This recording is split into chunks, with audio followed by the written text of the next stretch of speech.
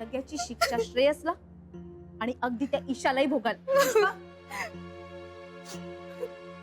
काय झालं पुष्पा? काहून रडून राहिलीस तू? हा, काय झालंय? हो ताई, पोरग तापाने फणफणलंय माझं. खूपच आजारी आहे होतो, म्हणून ईशाताईंकडे उसने पैसे मागायला गेले होते मी. त्याला डॉक्टरांकडे घेऊन जायचंय म्हणून. अहो पण नाही दिले त्यांनी पैसे. वर 4 गोष्टी पण ऐकवल्या.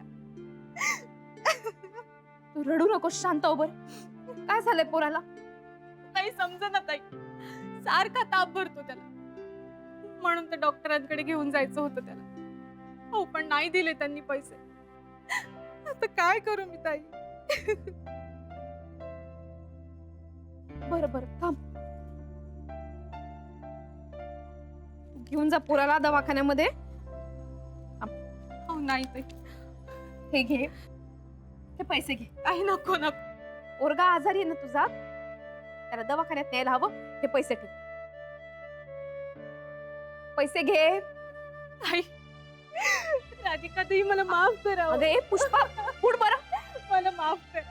पुष्पा उठ, काय झालं तुला? हो माझी लायकी नाहीये तुमच्याकडून पैसे घ्यायची. पुष्पा उठ आधी, आधी बोल बरं माझ्याशी, काय झालं? हो तुम्ही तर देव माणूस आहात. मागच्या वेळी 4 पैशांसाठी तुमच्या संसाराला आग लावायला मदत केली होती मी. काय पुष्पा, काय झालंय?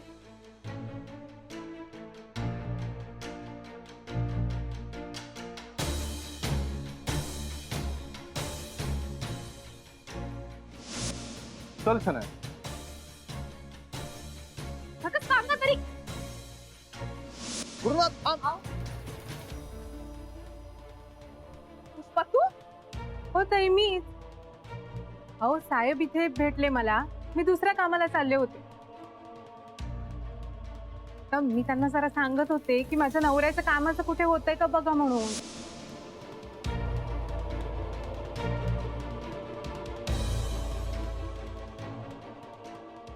काहीतरी गडबड आहे. हा लबाडा आहे, मगाशी शण्यात होती.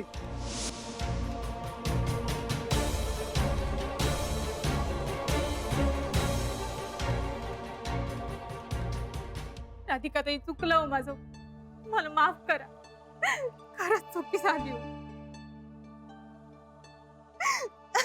ठीक आहे, तुला तुझी चूक मान्य आहे ना? हो. हे घे पैसे, आणि पोराला दवाखान्यात घेऊन जा. ताई तुमचे उपकार कसे फेडू कळत नाहीये मला. यापुढे वाईट कामात कोणाला मदत करू नकोस, यातच मला समाधान. येते मी. एक मिनिट पुष्पा, अगं तिला काऊन थांबवून राहिली? जाऊ दे ना तिला. गुरुनाथनी शनायाला पैसे देणं बंद करायचंय ना? हो पण त्याचा हिच्याशी काय संबंध? आपण ते नंतर बोलूया ना. गुरुनाथचं क्रेडिट कार्ड शनायाकडे, बरोबर? हो. मग ते परत मिळवायला हवं. हो रे होती, पण अगं ही मदत करेल ना आपल्याला. त्यावेळी तिने गुरुनाथला मदत केली, तशीच मदत ती आता आपल्याला करेल. अगं पण ही काय करणार आहे? ताई तुमच्यासाठी मी काय पण करेन. अगं पुष्पा, माझी एकदा चुकी झाली, ती चुकी सुधारायची संधी द्या मला. मी नक्की मदत करेन तुम्हाला, नक्की. पुष्पा अगं पण हे बरोबर नाही दिसून राहिलं मला. नको रे. राधिका, अगं एखादी चांगली गोष्ट करण्यासाठी जर सरळ मार्ग नसेल वापरता येत तर वाट वाकडी करायला काय हरकत आहे? अगं पण बरोबर म्हणतात ताई त्या. मला एक संधी द्या, मी नक्की काम करीन तुमचं, नक्की. हे बघ पुष्पा, आता तुझा पोरगा आजारी आहे, त्याला दवाखान्यात घेऊन जा. त्याला बरं वाटलं ना तर मग बघू आपण. तू आधी घरी जा. पण मी संध्याकाळी नक्की येईन, नक्की येईन तुमच्या घरी. बरं ताई येते मी.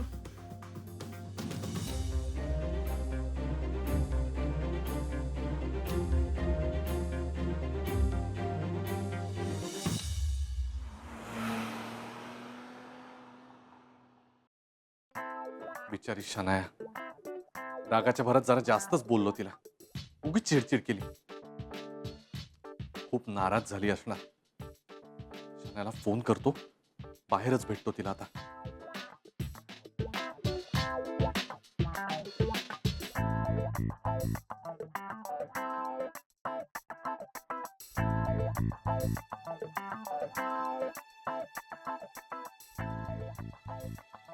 अरे यार, खूप रागवलेली दिसते.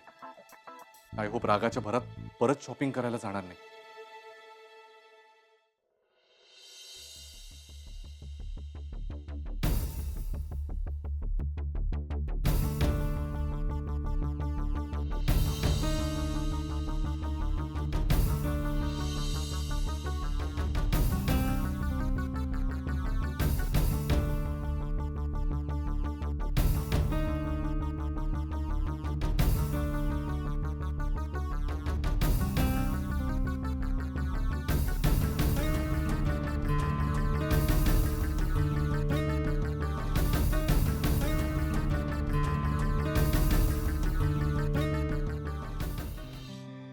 राधिका, पिन मिळाला का? हो.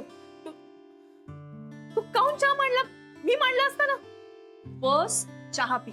नाही बसून कसं चालेल? भाजी मी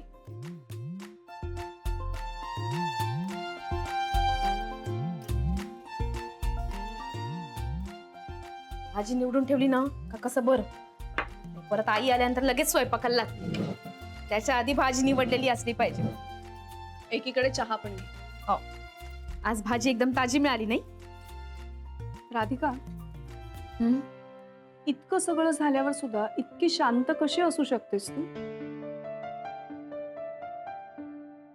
रेवती, वादळ आलं की खूप नुकसान होत, म्हणून आपण जगणं तर नाही ना सोडत. मी पण तेच करून राहिले. पुन्हा नव्यानं जगण्याचा प्रयत्न करून राहिले. मला समजतंय तुला काय वाटत असं. तुझी घुसमट कळतीये मला. आता मी तेव्हाच शांत होईन जेव्हा मी यांना आणि शन्याला शिक्षा करेन. ती निर्लज्ज माणसं असतात ना जगात. आता ह्या पुढे कसा कोणावर विश्वास ठेवायचा ग? असं काऊन बोलतेस तू रेवती? माझा चांगुलपणावरती विश्वास आहे. आता पाह ना, आज पुष्पा भेटली आपल्याला. ती भेटली म्हणून तर आपल्याला सगळं खरं खरं कळलं की नाही. आपला गैरसमज दूर झाला. महाजनी काका बोलत होते ते खरं होतं. त्यांनी नक्कीच शन्याला मॉलमध्ये पाहिलेलं असणार. आता हळूहळू ना सगळ्या गोष्टी स्पष्ट होत जातील.